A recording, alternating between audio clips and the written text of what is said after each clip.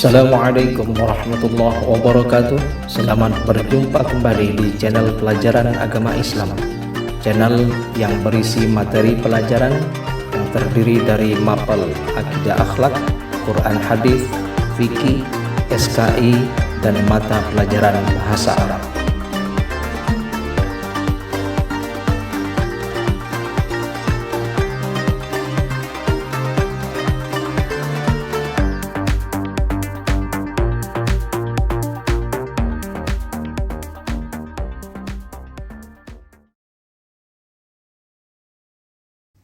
Pada video kali ini, kita akan meneruskan pelajaran SKI dengan judul Kondisi Politik Masyarakat Arab Pra-Islam.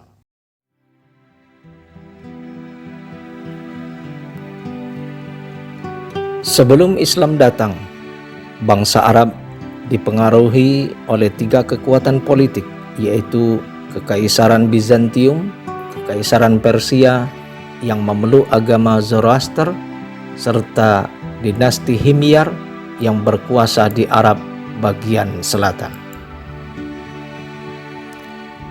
Kondisi politik Jazirah Arab terpengaruhi oleh dua hal, yaitu interaksi dunia Arab dengan Kekaisaran Bizantium dan Persia. Kedua, persaingan antara Yahudi dan Zoroaster. Kekaisaran Bizantium atau disebut juga Kekaisaran Romawi Timur ini berpusat di ibu kota Konstantinopel dan dikuasai oleh kaisar-kaisar yang merupakan pengganti Kaisar Romawi kuno setelah runtuhnya Kekaisaran Romawi Barat. Pada abad ke-7, imperium ini telah meliputi Asia Kecil, Syria, Mesir, dan sebagian daerah Italia, serta sejumlah wilayah pesisir Afrika. Sedangkan Kekaisaran Persia adalah Kekaisaran Persia pra-Islam, terakhir dipimpin oleh dinasti Sasania atau disebut Sasanid, mempunyai wilayah Iran, Irak, Armenia, Afghanistan, Turki bagian timur, dan sebagian India, Suriah, Pakistan, Kaukasia, Asia Tengah, dan Arabia. Bangsa Arab terdiri dari beberapa suku yang sangat fanatik, yang berlebihan dan loyal pada pemimpin suku. Tidak jarang peperangan terjadi antar suku, seperti Perang Fujjar yang terjadi 15 tahun sebelum Rasulullah Shallallahu Alaihi Wasallam diutus. Perang Fujjar merupakan perang saudara yang terjadi beberapa kali. Pertama, perang antara suku Kinanah dan Hawazan. Kemudian suku Quraisy dan Hawazan, serta suku Kinanah dan Hawazan lagi. Di Jazirah Arab juga terdapat beberapa kerajaan yang pernah ada. Di antaranya adalah Kerajaan Kindah sekitar tahun 480 sampai 529 sebelum Masehi. Kerajaan Kindah adalah satu-satunya kerajaan yang berdiri di tengah-tengah Jazirah Arab. Di antara hukum yang diatur berdasarkan kabilah. Raja pertama kerajaan ini bernama Hajar Akil Al-Mirar. Dia tunduk di bawah kerajaan Himyar di Yaman. Cucunya yang bernama Haris bin Amr berhasil meluaskan pengaruhnya ke Hirah. Namun kerajaan mereka hancur dan kembalilah kerajaannya pada kehidupan kabilah. Namun kerajaan Kindah umurnya pun tidak lama. Penyair yang bernama Imrul Qais salah seorang pengarang syair-syair masa jahiliyah, menisbatkan dirinya pada Raja-Raja Kindah. Dia telah berusaha untuk membangun kembali kerajaan leluhurnya, namun itu pun gagal. Yang kedua adalah Kerajaan Ma'in dan Kerajaan Qatban sekitar tahun 1200 sebelum Masehi sampai 700 sebelum Masehi. Kedua kerajaan ini hidup di satu zaman. Keduanya adalah kerajaan paling awal di Yaman. Namun sejarah tentang kedua kerajaan itu sangatlah sedikit. Yang ketiga adalah Kerajaan Sabak. Kerajaan Sabak ini berdiri setelah runtuhnya Kerajaan Ma'in dan Qatban. Kerajaan Sabak juga meliputi Hadramaut. Ibu kotanya adalah Ma'rab. Kerajaan ini menjadi terkenal disebabkan dua hal. Yang pertama adalah adanya Ratu Bilqis. Kisah tentang ratu ini dengan Nabi Sulaiman disebutkan dalam surat An-Naml. Yang kedua adalah bendungan Ma'rab yang besar. Bendungan ini menjadikan Yaman menjadi sebuah negeri yang makmur dan sejahtera. Namun kemudian bendungan ini pun hancur. Maka terjadilah sebuah bencana air bah yang dahsyat, yang akhirnya penduduk setempat banyak yang pindah ke wilayah utara. Peristiwa ini sekaligus menjadi tanda kehancuran Sabak dan berdirinya Kerajaan Himyar. Dalam Quran surat Sabak ayat 15 sampai 16, Allah Subhanahu wa taala berfirman, A'udzu billahi minasyaitonir rajim.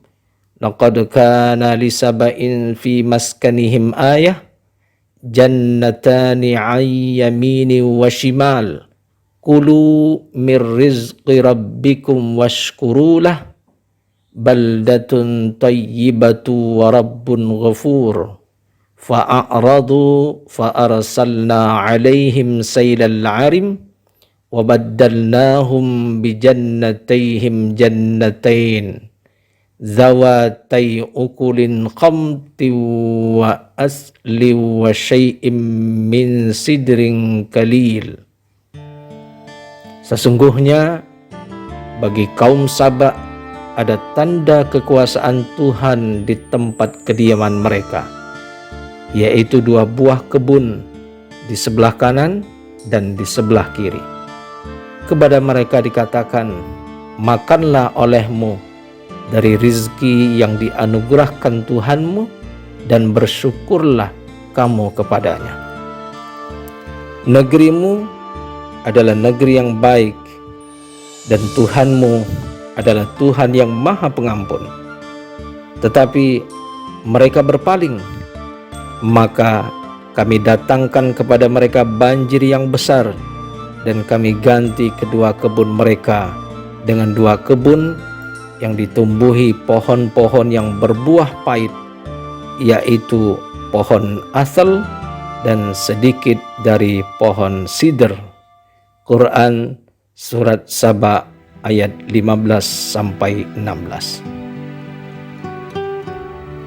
Kemudian Kerajaan Himyar.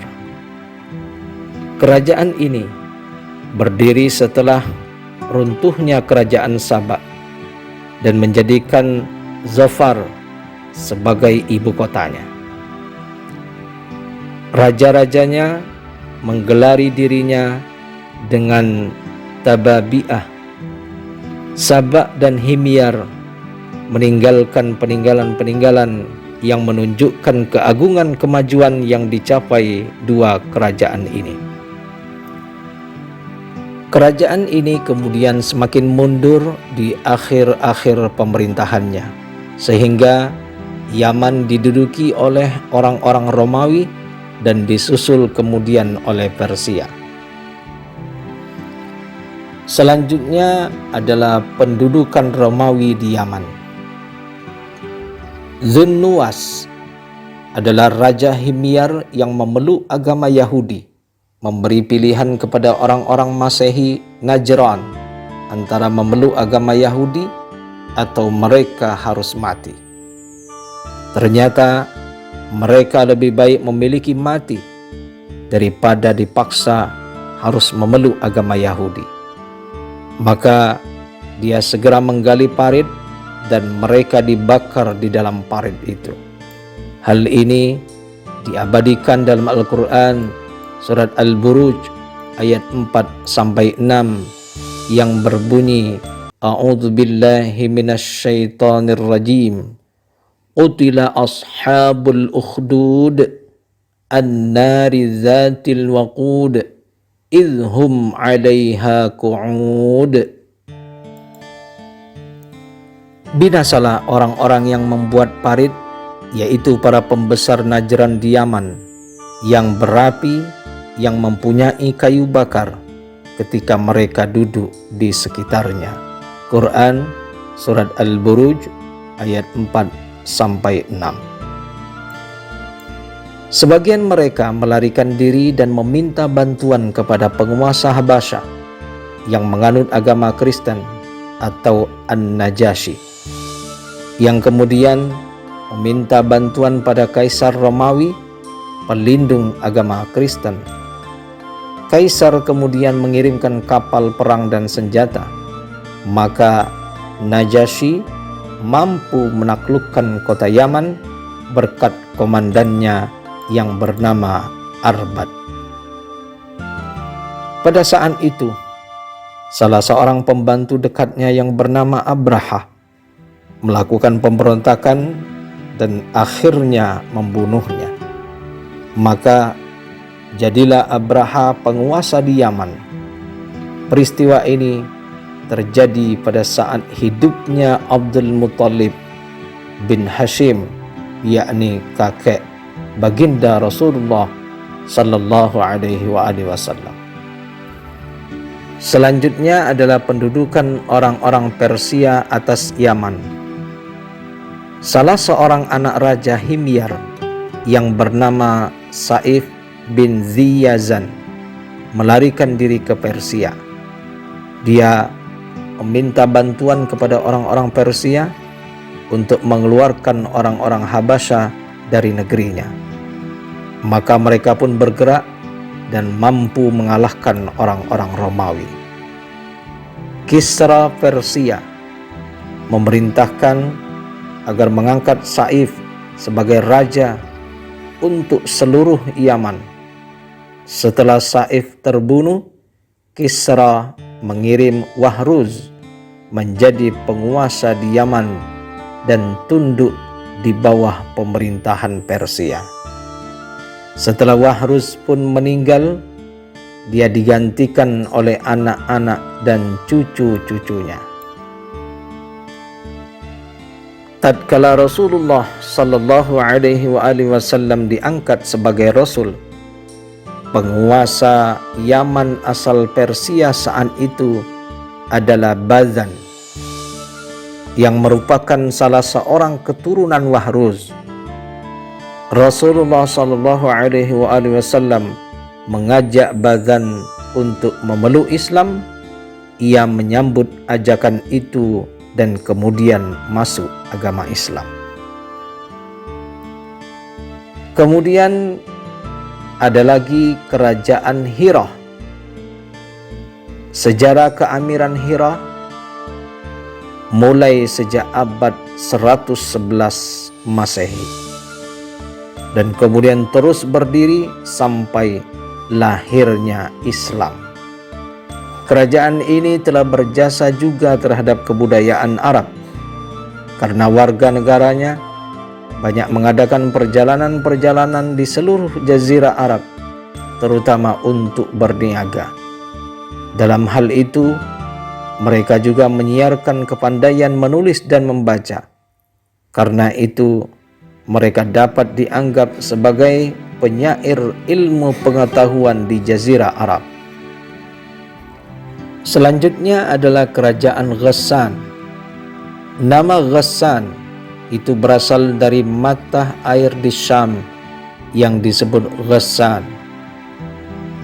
Kaum Ghassan memerintah di bagian selatan dari negeri Syam dan di bagian utara dari Jazirah Arab. Mereka telah mempunyai kebudayaan yang tinggi dan menganut agama Masehi yang diterimanya dari bangsa Romawi, dan merekalah yang memasukkan agama Masehi itu ke Jazirah Arab. Selanjutnya adalah Hijaz. Hijaz berbeda dengan negeri-negeri Arab yang lain. Negeri Hijaz belum pernah dijajah, belum pernah diduduki, ataupun dipengaruhi oleh negara-negara asing. Hal itu dikarenakan letak geografis dan negerinya miskin, sehingga tidak menarik negara-negara lain untuk menjajahnya. Kota terpenting di daerah ini adalah Mekah, tempat Ka'bah berada. Pada awalnya, Mekah dan Ka'bah dikuasai oleh Nabi Ismail. Kemudian putra sulungnya yang bernama Nabit, dan dilanjutkan oleh penguasa kabilah Jurhum. Kemudian suku Jurhum digantikan oleh suku Khuza'ah yang datang dari Yaman setelah runtuhnya bendungan Ma'rib dan berkuasa di Mekah selama 300 tahun. Dalam abad ke-5 Masehi, suku Quraisy merebut kekuasaan Mekah dan Ka'bah dari Khuza'ah.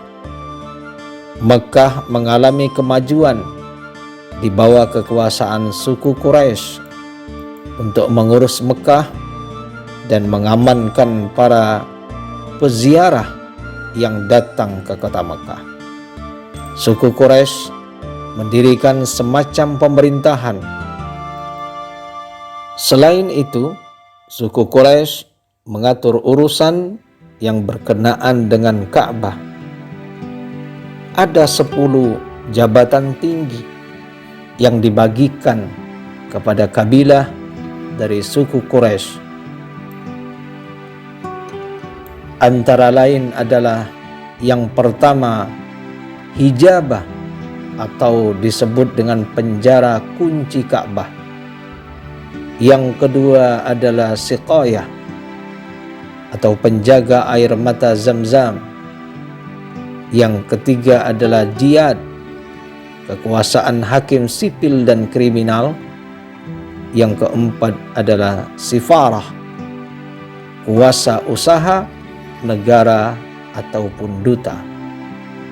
Yang kelima adalah Liwa atau disebut dengan jabatan ketentaraan. Yang keenam adalah Rifadah atau pengurus pajak bagi fakir miskin. Yang selanjutnya adalah Nadwah atau disebut dengan jabatan ketua dewan. Yang selanjutnya adalah Khaiman, pengurus balai musyawarah. Khazinah, jabatan administrasi keuangan. Dan Azlim atau penjaga panah peramal untuk mengetahui pendapat para dewa. Demikian materi pelajaran kita pada kesempatan kali ini. Semoga berkah dan bermanfaat. Wassalamualaikum warahmatullahi wabarakatuh.